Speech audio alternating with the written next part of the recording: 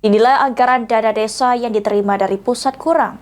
Kepala desa di Sumatera Selatan mendesak kepada pemerintah provinsi untuk memberikan bantuan atau bantuan gubernur seperti pemerintah kabupaten kota pada tahun 2025 mendatang ke pemerintah desa.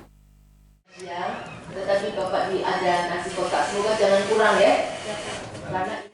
Tergabung dalam Asosiasi Pemerintah Desa Abdesi, puluhan kades mendatangi DPRD Sumatera Selatan guna mendesak kepada pemerintah Provinsi Sumatera Selatan memberikan Banggup kepada pemerintah desa pada tahun depan.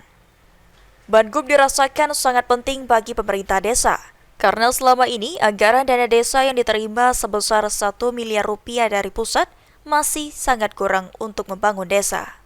Apalagi uang yang diterima tidak utuh 1 miliar rupiah, namun hanya 700 juta sampai 600 juta rupiah. Dan juga anggaran yang dikucurkan sering sudah dirancang kebutuhannya oleh pusat, sehingga pemerintah desa tidak dapat lagi mengusulkan. Oleh karenanya, pemerintah desa sangat berharap tahun depan desa bisa menerima Banggup seperti kabupaten kota.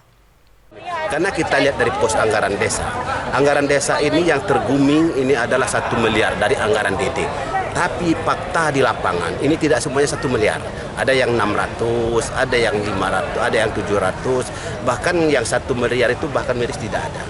Terpotong lah istilahnya. Terpotong. Dan itu juga, anggaran ini juga hanya 70%, 30%. Artinya 70% itu sudah dialokasikan yang sudah diatur oleh pusat.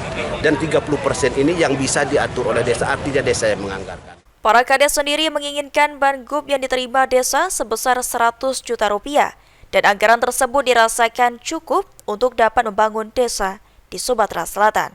Firman Hidayat, PAL TV.